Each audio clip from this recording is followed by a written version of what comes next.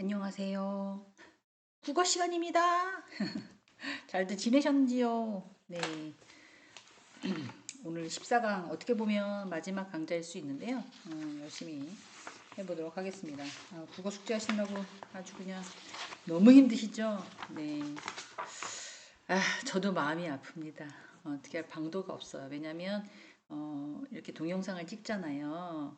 뭐, 얼굴이 이상하게 나오네. 얼굴보다 실물이 낫네. 뭐, 많은 얘기들을 해주시는데, 그거랑 관계없이 정상적으로 시간을 맞췄는지, 또는, 수업 내용을 제대로 했는지, 또는 대면으로 공부를 하니까 과제는 대대로 내주는지 뭐 이런 것들에 대한 대상이 됩니다. 사실은 그러기 때문에 조금 죄송스럽게 생각을 하지만 어쩔 수가 없게 냈고요. 오늘은 마지막 챕터를 제가 이거를 정리하면서 독해 부분을 얘기하면서 조금 다양하게 뭔가를 말씀을 드리고 싶다라는 아주 그냥 뜨거운 열정을 가지고 작성을 했거든요. 기억나시는지 모르겠지만 첫째 시간에는 이제 어휘, 힘든 어휘. 무슨 고등학생이야. 뭐 중학생 같은 걸 얘기해. 그러실 수 있어요. 그래서 이제 쉽게 생각하시라고 그런 걸 이제 냈었던 걸로 비유하는 말, 표현하는 말, 이런 거 냈었고요. 그 다음에 이야기 구조를 요약해서 주제별로 뭔가를 얘기하실 수 있도록 뭐 이렇게 잘못 쓰기 어려운 거, 말하기 좀 어려운 거, 우리가 말은 하지만 글로 쓸 때 좀 어려운 것들, 뭐 이런 것들 했던 걸로 기억하고요. 그리고 짜임새 있게 구성해서 이제 말하는 거, 뭐 직업의 분야별로 뭔가를 표현하는 거 이런 것도 했던 걸로 기억을 합니다. 그리고 논설문에서 바꿔 쓸 수 있는 말 조금 이렇게 뭐라고 표현해야 되나요? 어렵게 얘기를 한다 그래야 되나요? 전문 용어를 포함시켜서 말귀 못 알아듣게 왜 저렇게 얘기해? 라고 할 수도 있죠. 이렇게 친구랑 얘기하는 게 아니라 학문적으로 얘기하는 것들을 배우셔야 되잖아요. 이제 대학생이시니까. 그러다 보니까 형태랑 뜻이 조금 다른 것들, 이제 그런 어휘를 좀 말들을 했고요. 속담하고 뭐 이렇게 주제별로 어휘에 쓰는 방향이 조금씩 다르니까 뭐 속담은 제가 왜 집어넣냐면 성인학습자들 같은 경우에는 뭐 되게 많이 그런 것들을 알고 계실 거라고 믿는 사료에 대해서 듣기 좀 편하시라고 이제 집어넣었던 거고요. 그리고 언어 생활을 할 때 주제별로 어휘력을 자주 사용하는 말들을 제가 넣었어요. 그리고 이제 외래어 같은 것들. 그래서 컴퓨터를 치실 때, 왜 여기 빨갛게 밑에가 계속 줄이 있어요. 왜 이거는 이렇게 밖에 안 되나요? 뭐 이런 질문을 좀 하시는데, 외래어를 그대로 받아서 우리가 사용하게 되면 이제 그런 형태가 조금 일어날 수 있죠. 그런 거를 끝나고 나서 이제는 숙제를 제가 과제를 받았어요. 근데 공책을 왜 안 돌려주냐 이렇게 얘기하시는데 제가 가지고 있어야 돼요. 그래서 좋은 거 사지 마시라고 말씀을 드렸어요. 거기 뒤에다 이어서 하려고 했다라고 하시는데 그렇게 하면 안 돼요. 제가 가지고 있어야 돼요. 왜요? 보관하고 있어야 돼요. 네, 국가에서 확인 나올 수 있어서 보관을 하고 있어야 됩니다. 그래서 공책이 난 정말 필요하다. 그러면 오셔서 공책 가져가시고 복사해서 저로 주고 가시면 되겠습니다. 자, 그 다음에는 조금 이제 과제가 많다. 저도 알고 있었죠. 알고 있었고, 또 좀 이제 또 이런 얘기 하시더라고요. 다른 거는 설렁설렁 들어도 되는데, 그거는 조금 집중해서 들어야 돼. 제가 그거 노린 거예요. 모든 수업이 다 루즈하고 약간 듣기 편하고, 너 떠들어라. 난 내 짓 한다. 이렇게 하는 게 대부분 있으면 정말 그거는 공부가 아니라고 생각해서 우리가 사용하고 있는 언어에 대한 부분을 조금 더 심도 깊게 대학생에 맞게 퀄러티 있게 만들기 위해서 조금 초창기 땐 그렇게 한 거고요. 중간 과제가 끝난 이후부터는 조금 여유롭게 제가 하려고 노력을 했습니다. 그래서 우리나라의 발효식품에 대해서 이제 독해 부분 대해서 했었던 걸로 기억하고 민요에 대해서도 했었고요. 인권에 대해서도 했었고요. 비정부 기구라는 거에 대해서도 열심히 했었습니다. 그리고 앙부일구 그래서 바뀌었어요. 뒤바뀌었어요. 막 이렇게 막 얘기도 하시는데 저도 사람인지라 바뀌면 바뀐 대로 이어지는 게 아니라 챕터별로 지금 나눠져 있는 거잖아요. 이때는 뭐 분야가 달라지고 오늘 할 거는 세균이거든요. 어, 그래서 조금 더 이걸 어디서 땄냐면 그 고등학교 학생들의 수능 독해나 아니면 이렇게 비문학 같은 뭐 이런 거 책을 쭉 보니까 되게 논술 같은 거 보니까 되게 광범위한 분야에 대해서 막 얘기를 하더라고요. 근데 사실 제가 경영학 출신입니다. 학사, 석사, 박사 다 경영학으로 나왔고요. 경제도 학부 때는 좀 1, 2학년까지는 경제를 공부했다가 저랑 맞지 않는 것 같아서 경영으로 바꿔서 석사 박사 때는 경영학으로 졸업을 했어요. 경영학에서도 이렇게 뭐랄까 분야가 한 10개가 있잖아요. 그럼 그 분야에서 하나만 딱 파는 거예요. 전반적인 건 배우긴 하겠지만 그래서 컴퓨터 뭐 재무관리, 뭐 기업관리, 인사관리 뭐 다 배우긴 하지만 제가 주로 석박사 때 공부한 거는 이제 세법 중심으로 공부를 했어요. 그래서 회계사나 세무사랑 견주어도 지지 않을 정도로 세법 공부를 많이 했기 때문에 전산이나 아니면 숫자나 뭐 이런 것들은 기본적으로 할 수 있어서 그쪽에서도 제가 많이 합니다.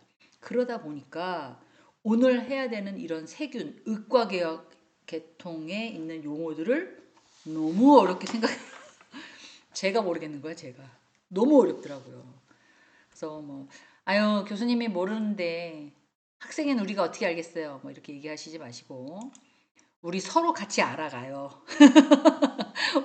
왜냐면 독해의 세균에 대해서는 약간 알고는 있지만 거의 의사급으로 알아야 되는 거예요. 근데 제가 그 정도의 급은 아니라는 거죠. 의대생도 아니고 이쪽 잘 모르는 그리고 용어 자체도 너무 어려운 그래서 읽어가면서 하나하나씩 그 대신 천천히 갈 거예요. 왜? 말이 너무 어려워요. 국어를 하지만 외국어들이 많이 들어가 있고 그리고 우리가 평상시에 쓰지 않았던 단어들이 다 함축되어 있어서 너무 어렵습니다. 제가 읽어보고도 야야야 이거 어떻게 말씀드리지?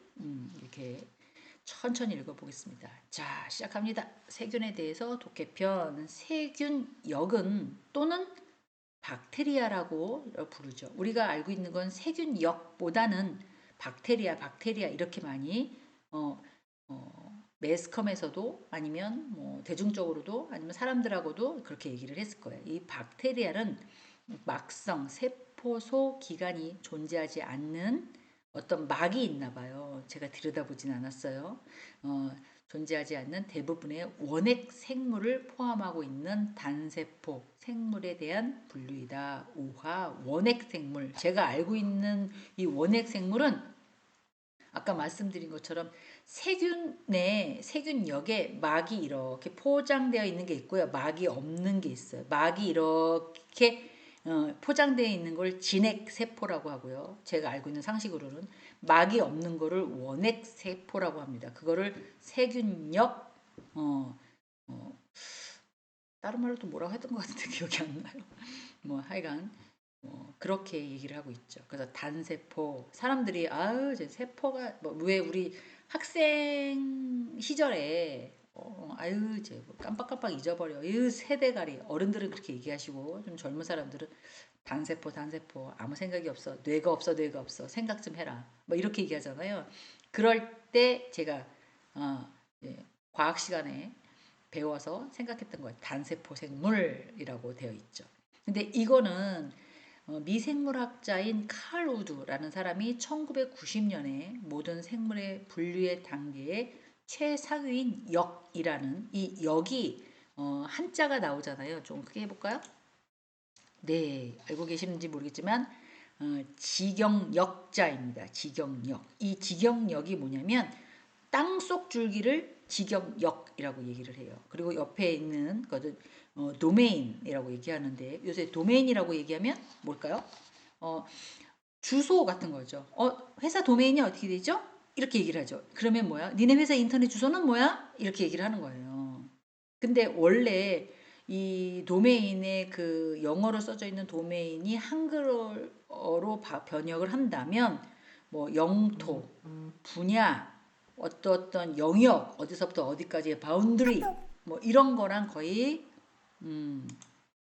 같은 그런 맥락에서 해석이 되는 게 도메인이죠. 근데 우리 도메인들은 지금 어떻게 쓰면 인터넷이 활성화되면서 도메인이 어디예요? 뭐예요? 도메인이 어디예요? 그러면 인터넷 주소 www.co. 무슨 점 무슨 점 뭐뭐뭐 이렇게. 경민은 뭡니까? 경민 유니버시티 뭐 이렇게 해서 골뱅이 점 앞에는 뭐예요? 동호수. 앞에는 그 구글 메일 다 갖고 계시잖아요. 구글 메일의 앞에 번호는 뭘로 되어 계세요? 학번으로 되어 있죠. 학번은 똑같나요? 다른가요? 다 다르죠. 그리고 나서는 뭐가 붙어요? 골뱅이가 붙습니다. 땡그라미 골뱅이. 그건 도메인에 표시하는 인터넷 주소야. 알겠어? 뭐 이렇게 보여주는 거예요. 그 뒤에 뭐가 붙어요? co.kr이 아니라 ac.kr 이렇게 부른단 말이에요. 그래서 그런 것들을 도메인이라고 생각을 하고 있죠. 그래서 이 상위의 최상인의 역을 제한하고 그것을 진핵생물, 세균, 고균 세 분류로 나누고 있다. 뭔 말이야. 여태까지 세 줄 읽었는데 뭔 말인지 하나도 모르겠어요. 오늘은 그냥 듣고 가는 걸로 제 설명을 들으시는 걸로 가셔야 됩니다. 일반적으로 세균이 알려진 가장 단순한 형태의 생물로는 세포의 분열로 번식한다. 세균보다 작고 단세포조차도 형성하지 않는 바이러스 존재가 눈에 보일까요? 보이지 않죠.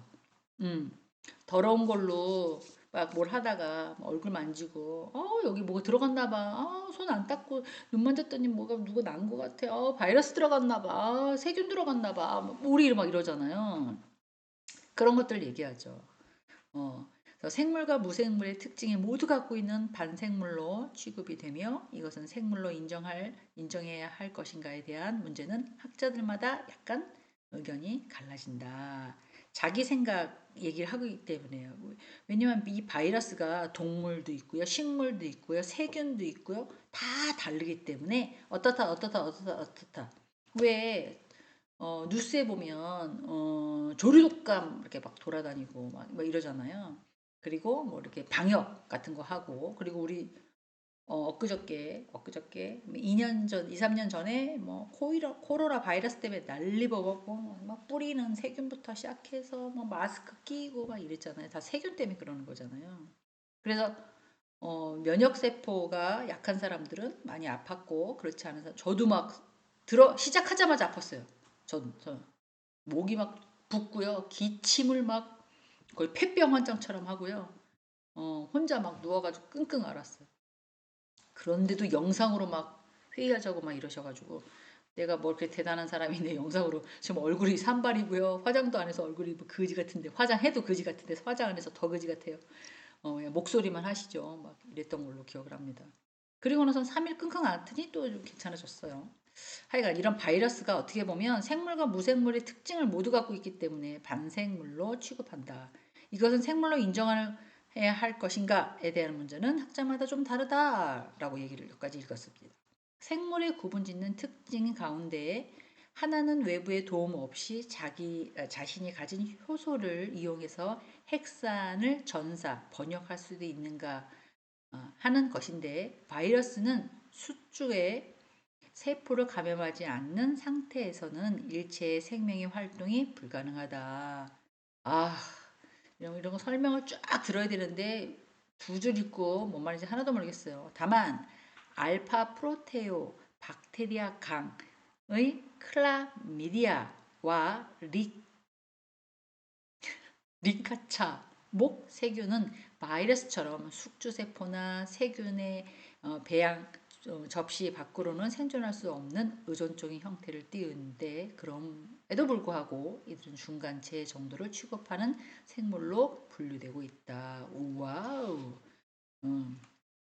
말이 좀 어려워서 그렇지. 무슨 뜻인지는 대충 한글을 읽었는데 대충 이해하시잖아요. 그래서 어려워서 이제 그 이후부터는 이런 세균을 현미경으로 들여다보잖아요. 그런 걸 발견하는 사람들 얘기가 쫙 나와요. 그래. 넌 진짜 우리 보여지는 것도 제대로 못하고 있는데 뭐 이렇게 햇볕을 연구하는 사람, 바람을 연구하는 사람, 보이지 않는 세균을 연구하는 사람 그런 사람들이 되게 있다는 게 자기 분야에 또 이렇게 재미를 느끼고 있다는 게 대단한 것 같습니다. 세균은 현미경을 발견한 네덜란드의 안토니오 판 레우엑욱라는 사람이 이제 돌아가셨어요. 1676년에 5월 26일에 처음으로 관찰한 것으로 알려졌다. 그는 곰팡이, 기생충, 머리카락 등에서 관찰하고 있다. 옛날에는 왜 물이나 이런 것들 위생 상태가 깨끗하지 않았기 때문에 뭐 그런 것들 먹고 사는 거에 급급을 해서 전쟁이 많았던 시절이었기 때문에 머리에 이도 있었고 막 이랬잖아요. 그래서 그런 것들이 일어났죠. 세균과 질병의 관계는 최소로 밝혀낸 이는 헝가리의 이그나츠 제멜 바이스라는 사람이에요. 물론 이 사람도 의사의 수술과 산파들의 출산을 돕기 전 손을 소독하는 것에 대한 사망률이 낮출 수 있다는 것을 주장했다. 깨끗이 닦아야 되니까. 그 정도도 이때는 사람이 낳는데도 불구하고 사람이 애를 낳는데도 소독을 안 해서 죽었던 시절. 애 낳다가 사람 죽는 경우 되게 많았잖아요. 어, 이제 그런 것들을 발견했다는 거죠. 그러나 당시 유럽의 의학계는 세균설보다 체질 건강설이 우위였기 때문에 이 주장은 무시되었다. 마음 아픕니다. 아니야. 저 사람은 그렇게 그렇게 손 때문에 소독돼서 그런 게 아니라 원래 그 사람이 타고나기 때문에 허약했어. 체질이 원래 그래. 이런 식으로 인식되는 경우가 많았다는 거죠. 그래서 옛날에 우리나라의 조선시대 뭐 이런 것들을 보면 오래 살지 않고 60이면 환갑잔치하고 다 죽는 걸로 이렇게 봤잖아요. 근데 지금은 의학이 발달해서 기본적으로 130, 120 뭐 이렇게 많이 사는 경우가 꽤 있잖아요. 조금 내려보겠습니다. 세균의 질병의 관계성을 이제 제멜 바이러스라는 사람이 얘기해요. 손 때문에 조금 그렇다. 세균을 최초로 과학적인 방법론에 따라서 배양한 사람은 루이 파스테로 들어봤죠? 파스테르 우유 막 이러실 수도 있어서 저도 이걸 읽고 그러고 얘기해야 되겠다. 그의 동료인 크로드 베르나르로라는 사람이 1862년에 미국의 생물의 번식이 부패의 원인이 됐다는 것에 실험을 통해서 증명을 했다. 파르테르는 또한 우유와 와인에 가열하여 뜨겁게 막 달구는 거죠. 하면 살균하는 그런 식품 보존법을 고안해냈다라고 얘기를 하고 있습니다. 그래서 이 파르테르라는 게 지금 막 내려오고 있잖아요. 왜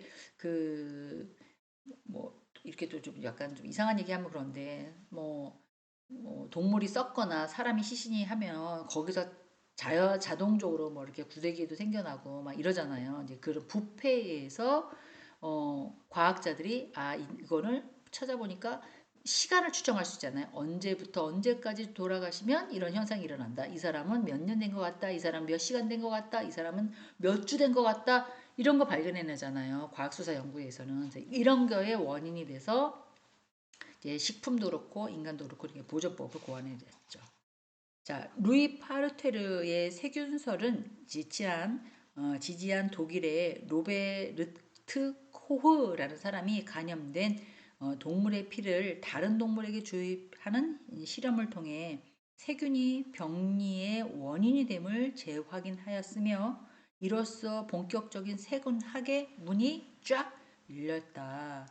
그래서 코흐의 결핵, 콜레라, 탄저균 이런 것들을 발견한 것으로도 유명하다. 결핵 기침을 많이 하는 사람, 결핵도 뭐 유전이다 어쩌다 막 이런 콜레라 같은 경우는 감기 같은 거잖아요. 그리고 뭐 바이러스 어디 감염되면 이제 들어가는 거. 탄저균 같은 거는 행, 어, 생 생화학목이 일본 사람들이 많이 하는 가스 뭐 이런 거 그래서 할 때 많이 사용하는 것들 얼마나면 총으로 하나 해서 하나 사람을 죽이는 것보다 어떤 걸로 화학물질로 해서 모든 사람을 지금 뭐 핵 뭐 이런 얘기 하잖아요. 그런 식으로 약간 이제 발전되어 가고 있었죠. 자, 조금 더 내려보겠습니다. 세균은 막으로 이루어진 것은 세포 소기관이 존재하지 않는 세포질에 대해서 식별할 수 있는 세포의 구조물 또한 볼 수는 없다. 세포질은 원역 질막으로 둘러싸여 있으며 진핵세포와 유사한 형태이다. 또한 진핵생물의 미토콘트리아 들어보셨을 거예요. 미토콘트리아라고 그래서 발견되는 것과 유사하여 호흡의 효소와 인산화 효소를 포함하고 있다. 일부 광합성의 세균들은 햇볕을 많이 쐬거나 바람이거나 녹색 식물 이런 것들을 얘기를 하죠. 그래서 원형 지랄막의 안쪽으로 길게 뻗어 있고 접혀 있는 딜라코이드의 형성해 왔다. 그래서 이 외에 막이 접혀 메소솜을 이루기도 한다. 이거를 하나 이게 무슨 뜻이에요? 무슨 뜻이에요? 딜리코니아를 형성했다. 이게 뭐예요? 몰라요, 저도 잘. 너무 메소솜이 이루어졌다. 이것도 몰라요. 제가 넘어가는 건 그렇구나. 이게 뭔 말이야? 세포에 대해서 제가 다 지식이 많지 않고 독해. 그러니까 그럼 이걸 왜 선정했어요? 라고 물어보시면 그래도 아시는 게 낫죠. 학생들은 자기가 공부하지 않는 영역에 대해서 읽고 얼마만큼 이해하고 이 글이 뭐 때문에 써져 있는지를 분석하는 거예요. 지금 저희는 포커스는 뭐예요? 독해예요. 어떤 거 나는 소설만 좋아해. 소설책만 읽고 나는 만화책만 좋아해. 나는 역사만 좋아해. 뭐 이렇게 하실 거 아니라 국어에서 조금 더 광범위한 독해를 읽으시라고 세균을 하나 집어넣습니다. 조금 더 내려보겠습니다. 세균 안에 리보솜은 쇠상으로 되어 있어 폴리솜으로 이룬다. 세포질 안에는 함유물에 보통 전분과 크로코캔, 지질 등으로 저장성의 물질이다. 일부 세균은 인산 또는 황화물로 포함되어 있기 때문에 핵막 또한 없이 진핵 세포와 같은 고등 체계를 갖추지 않으면 한 개의 원역 염색체를 가지고 있으나 염색체의 단백질도 없이 노출되어 있다. 세균은 이외에 작은 원형의 DNA의 분자인 플라스미트를 갖기도 한다. 어려우시죠? 저도 사실 엄청 어려웠어요. 그래서 중간에 제가 아는 것만 설명을 드리는 거지 모르는 것들은 뭐 그냥 대충 이런 게 있구나라고 알고 계시면 돼요. 그암 음석세균의 경우 세포벽의 외膜과 세포 질막의 사이에서 펩티토글라칸의 주변 세포질이 둘러싸고 있다. 단백질과 탄수화물로 된 기질이다. 셀룰라제 제가 천천히 읽다 보니까 펙티나이제와 같은 효소들은 보유하고 있으며 어떤 효소는 이동이 어려운 대사산물을 이동성으로 바꾸는데 이용된다. 베타 1, 2, 2D 뭐 이런 식으로 글루칸과 올리고당의 주변 세포질에 삼투압에 동일하게 하는 역할을 한다라고 되어 있습니다. 조금 이렇게 내려보겠습니다. 주변의 세포질은 세포의 내외로 물질 소송의 대사에 관하여 세포 질막을 보호하는 기능을 수행한다. 세포벽과 외목의 세포 질막은 이 주변의 세포질의 내외 여러 곳에서 서로 접촉하는 것으로 보고 있다. 이렇게 빨리 읽어버리시잖아요. 그러면 뭐래? 이럴 수 있어서 제가 일부러 천천히 약간 한국말 못하는 사람처럼 일부러 막 그렇게 읽는 거예요. 그래서 들으시면서 보시면서 이렇게 보시면 될 것 같습니다. 네.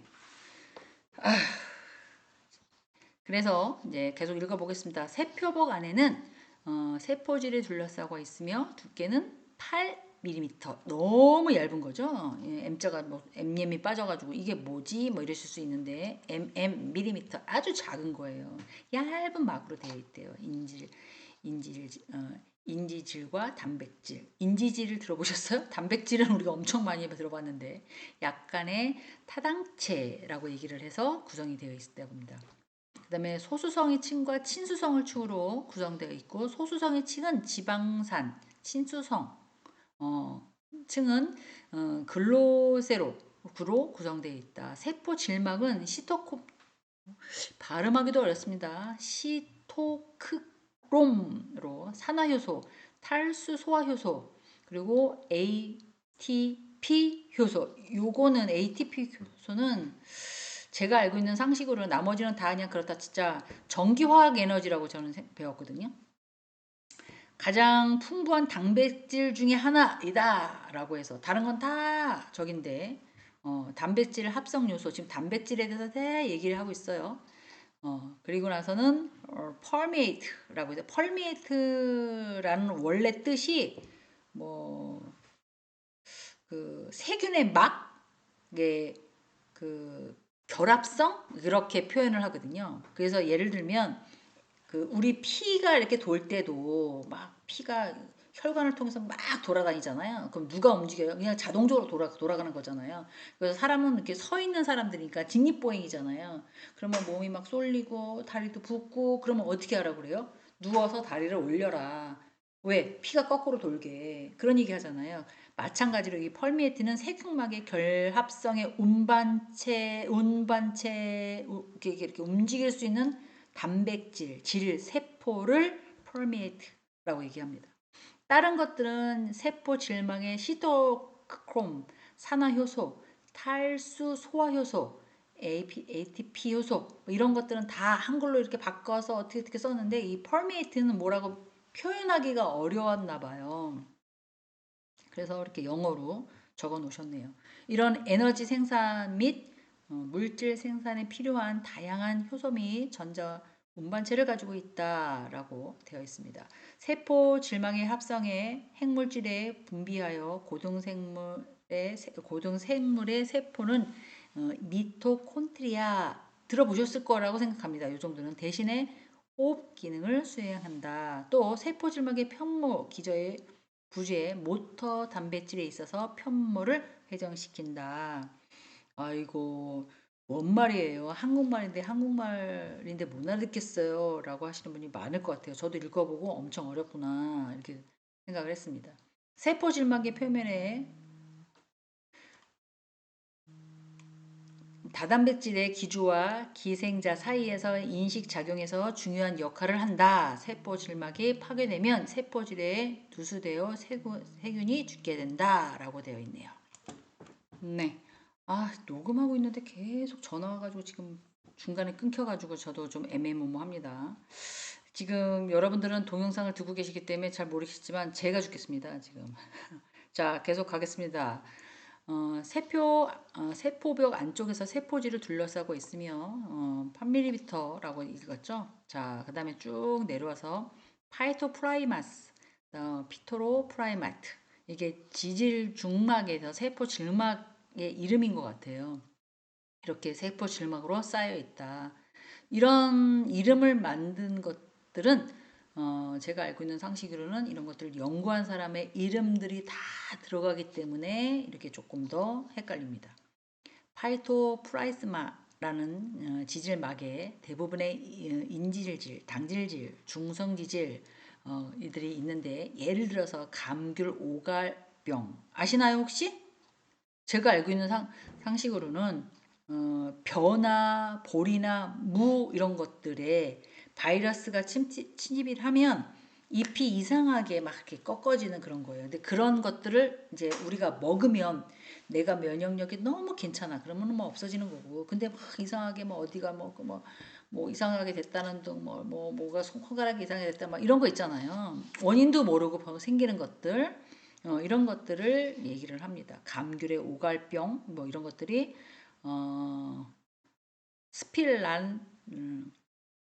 스필랄린이라는 양친 매성에 대해서 단백질의 세포 질막의 주성분으로 돌고 있다. 아유, 읽으면서도 어렵습니다.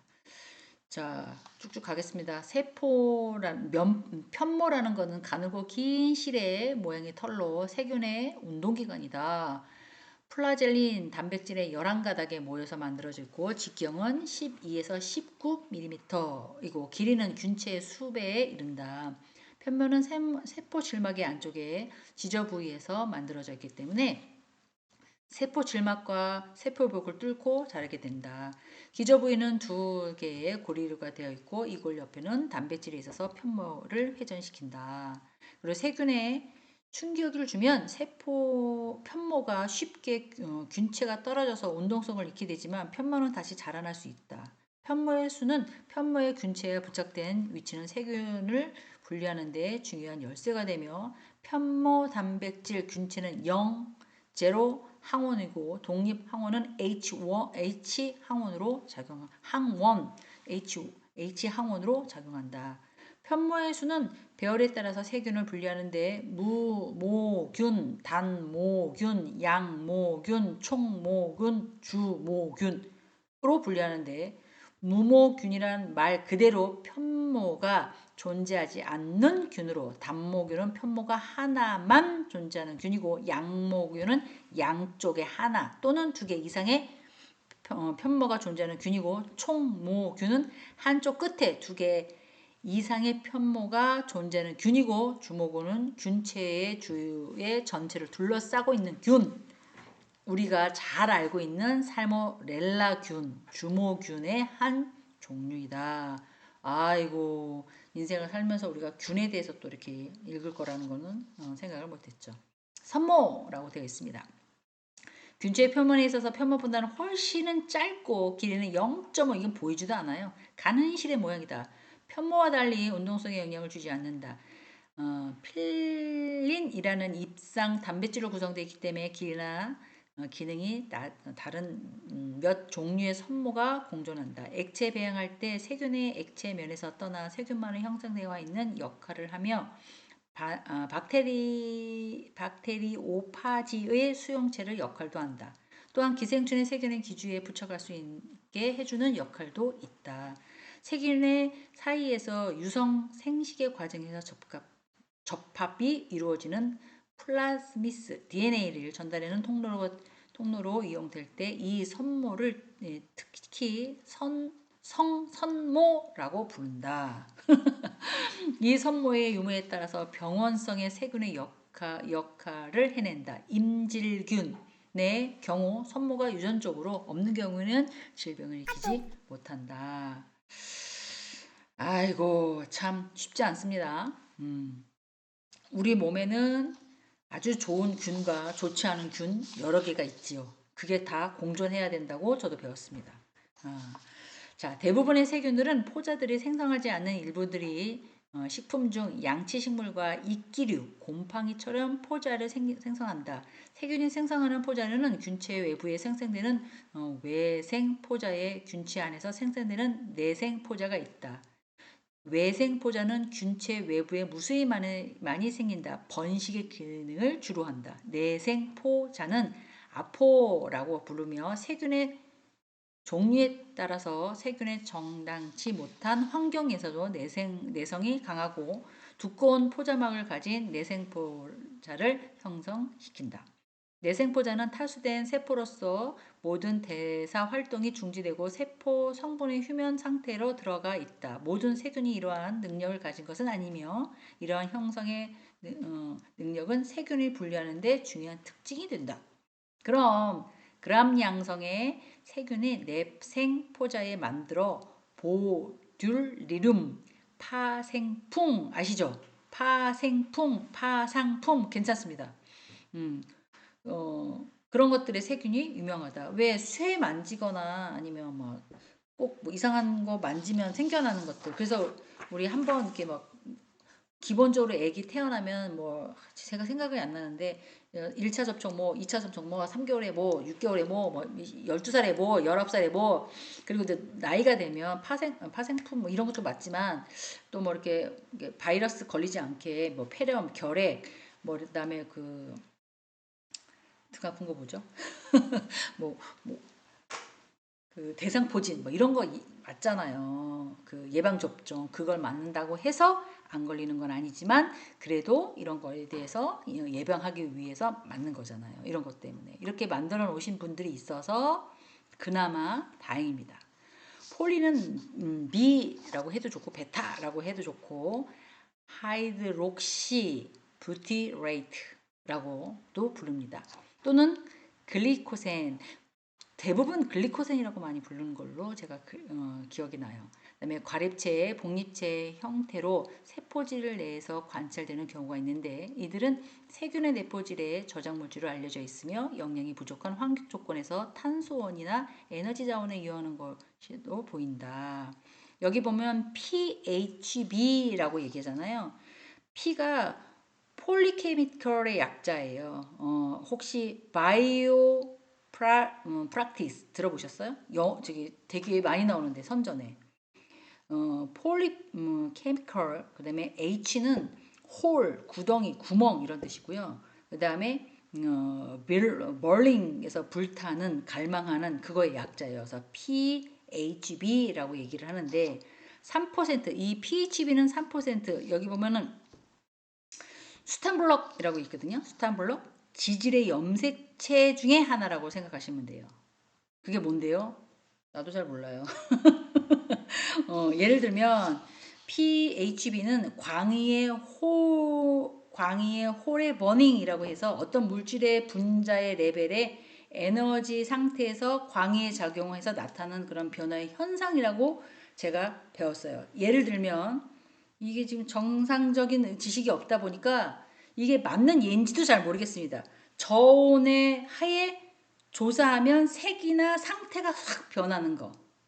미아 같은 경우에는 사람 확 얼려버려요. 그리고 나서 뭐 영화 보면은 또 고온하면 사람이 생겨나. 이게 말이 안 되는 거잖아요. 우리가 지금 고기 같은 거 이렇게 급속으로 얼려놔서 딱 냉동에서 풀면 그래도 냉동식품이니까 이렇게 구워 먹을 때 조금 뭐 나쁘진 않았잖아요. 뭐 이런 형태를 PhD에다가 이렇게 약간 전복시켜서 설명하면은 걸맞는 예인지는 잘 모르겠어요. 하여간 이 물란스톤 부탄 블랙이라는 지질의 염색체로서 이런 용액으로 염색해 위 상차 현미경으로 관찰해서 검은 입자로 보이고 있다. 아유, 글리코센 입자는 PhD보다 작은 전자현미경으로만 관찰하는 것이 가능하며 희석된 요오드 용액에 염색되면 세포가 적갈색으로 띠게 되어 존재를 확인할 수 있다. 참 어렵습니다. 일부균이 형광색을 가지고 있으며 형광색 소에 생성되는 대표적인 균들로 식물의 입에 전 문이병으로 일으키는 세균성 마름병균이라고 얘기하죠. 킹비라고 또 이름을 붙였네요. 배지에 배양하는 366mm, 엄청 더 작은 거죠. 이 파장이 쪼개면 밝은 녹색에서 하늘색 형광으로 일으킨다. 벼의 세균성이나 알마리움 병에 만드는 형광색소의 잎은 황화와의 뿌리, 산장, 억제 등의 식물의 독소로 작용된다. 산토모탄이나 이거 들어보셨을 것 같아요. 산토모 나틴이라고 들어보셨을 거예요. 산토모 나틴 속에서 세균의 세포벽의 외벽에 있는 노란색 수용성의 색소를 구조에 따라서 15개의 구분으로 쫙 나눠진답니다. 산토모나이스 쪽의 세균은 다른 세균을 규별하는데 중요한 열쇠가 된다. 제가 준비하면서도 이거 준비 잘못했구나. 뭔 말인지 하나도 내가 모르겠는데 이거 어떻게 하실려나 막 이렇게 생각이 있어서 조금 처음에는 막 뜨거운 열정을 가지고 했는데요. 지금 해보니까 엄청 어려워서 그냥 한번 듣고 그래서 첫째 장만 제가 냈습니다. 아이고야. 자, 이렇게 해서 오늘은 뭐 세균에 대해서 뭐 수박 겉핥기식으로 좀 말씀드려서 좀 죄송하긴 한데 이렇게 마무리를 했고요. 자, 이제부터는 기말고사 과제에 대해서 말씀을 드리겠습니다. A4 용지에다가 세 장을 넘기지 마셔야 됩니다. 그리고 메일을 보내실 때 파일을 첨부하셔야지 메일에다 직접 쓰시면 네, 그분은 안 낸 걸로 간주하겠습니다. MS 워드도 좋고요. 한글도 좋고 상관이 없지만 메일에다 직접 쓰시면 안 됩니다. 자, 그리고 난 모르겠어요. 수기로 할래요? 라고 하시면 공책에다가 써서 저한테 주시려면 주시고요. 아니면 그냥 A4 용지 이렇게 하얀 종이 있잖아요. 이런 거 해서 그냥 보내셔도 되고요. 아니면 갖고 계시는 공책에다가 써서 이렇게 찝어서 주시면 될 것 같습니다. 자, 어떤 걸 할 거냐면요. 여기 있는 거 이 제목을 쓰시고 수기로 쓰시든가 워드로 주셔도 좋습니다. 우리나라의 발효식품 중 된장, 간장, 고추장, 식초, 이런 것들이 곡물 발효주로 위주로 발달되어 있다. 하지만 주세법에 의해서 전통주는 금지되어 있는데 그 이유가 무엇인지 찾아서 서술하시오. 이렇게 간단하게 지금 6개 했잖아요. 그러니까는 5주를 넘어가면 안 되실 것 같아요. 3장이 넘어가면 되니까 안 되니까. 다음 두 번째, 민요의 악구는 단조롭게 하는 것이 많다. 하지만 문화나 지역에 따라 조금씩 다른 이유를 한번 적어보세요 라고 말씀을 드렸습니다. 그것도 5줄이 넘어가면 안 될 것 같고요. 또 인권혁명은 프랑스 혁명과 미국 혁명에 밀접한 관계가 있다고 한다. 그 이유를 찾아서 또 쓰세요. 드렸던 프린트물에 다 나와 있거든요. 그러니까 굳이 뭔가를 찾지 않으셔도 될 것 같고요. 그러니까 그거 있는 걸 좀 찾아서 다시 한번 들여다보라는 의미에서 이제 마지막으로 국어는 이제 다시는 안 할 거니까 국어를 계속하지 않습니다. 이제 이번 학기 하고 이제 없어집니다. 이제 1학년 1학기 때만 하는 거라.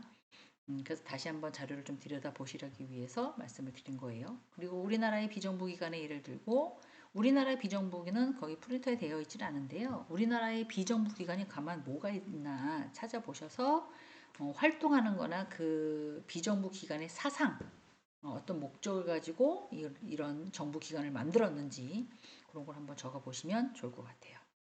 자, 그다음에 조선의 발명가인 이천에 대해서 한번 업적을 간단하게 서술해 보세요. 이거는 컴퓨터를 좀 이렇게 응용해서 하시면 좋을 것 같습니다. 왜냐면 그 해시계 만들었던 사람 이천에 대해서는 약간 덜 나오고 있거든요. 그래서 인터넷을 좀 찾아서 하시면 도움이 되실 것 같아요. 그리고 지금 읽었던 것들은 좀 어려우니까 일상생활에 다양한 균들이 노출되어 있다. 이 중에서 원핵 생물, 아까 원핵이 뭐라 그랬죠? 핵막이 없는 그런 생물을 말을 했어요. 근데 그런 것들 원핵 생물, 핵막이 없는 생물을 인터넷에 한번 찾으셔서 한번 쭉 한번 읽어보시고 그리고 그런 게 뭐가 있는지 또 예방 방법은 뭐가 있는지 그것도 한 3줄에서 4줄 사이로 이렇게 6개니까 정리하시면 A4 용지를 3장을 넘기면 안 된다 그랬어요. 근데 2장 반 써도 가능합니다. 2장 써도 가능합니다. 그래서 짧게 하시면 될 것 같아요. 자, 지금부터는 어마무시하게 중요한 거입니다. 주의사항이라고 해서 예를 한번 들어보겠습니다. 자, 이렇게 종이를 쓰시잖아요. 그러면 바로 1번 뭐 이렇게 막 쓰세요. 그러지 마시고 위에다가 적으세요. 학번, 이름, 학과. 그런데 이러신 분이 계시더라고요. 나는 잠깐 케어를 공부하러 왔는데 잠깐 테크에 들어가 있는 거야. 근데 나는 테크는 생각하지 않고 나는 뭐 온리 케어야. 라이프 케어 이렇게 적으실 분 있어요. 나중에 그렇게 하시면 안 돼요. 그렇게 넘어가신다 하더라도 지금 자기 소속을 본인이 알고 계셔야 돼요. 꼭 그렇게 써 주셔야 됩니다. 학번, 이름, 학과 이렇게. 그리고 이 A4 용지를 몇 장 넘기지 말라고요? 3장을 넘기지 말라고 말씀을 드렸어요. 그렇게 하셔서 메일은 주소를 알고 계시니까 메일 주소에다가 써서 보내시면 될 것 같고요. 그리고 포인트도 너무 크게 하지 마세요. 그리고 이렇게 앞에 겉표지 같은 것도 하지 않으셨으면 좋겠어요. 왜냐면 제가 이거를 80명이나 되는 사람을 한꺼번에 다 프린트를 합니다. 다 프린트를 해서 이름하고 체크를 하고 프린트를 해서 물론 메일로만 보고 말면 이분이 무슨 과 누구시구나 금방 알죠. 근데 제가 그걸 안 보고 다 프린트를 해요. 왜? 양이 많으니까. 그 증빙 자료를 제가 가지고 있어야 되거든요. 그래서 그걸 다 프린트를 해요. 그래서 자료만 가지고 판결을 하거든요. 그러면 제가 그분이 무슨 과인지 뭐인지 이런 거만 이분이 그분인가 이렇게 생각하지 않고 잘 썼는지 못 썼는지만 해요. 사실은. 그렇기 때문에 글씨가 너무 크거나 겉표지를 너무 화려하게 하시거나 이건 별로 의미가 없습니다. 그러니까는 곱혀지는 안 하셔도 좋고요. 글씨는 너무 크게 안 하셨으면 좋겠어요. 나는 컴퓨터 잘 못해요. 진짜 짜증나. 이러시는 분. 수기를 쓰셔도 상관없습니다.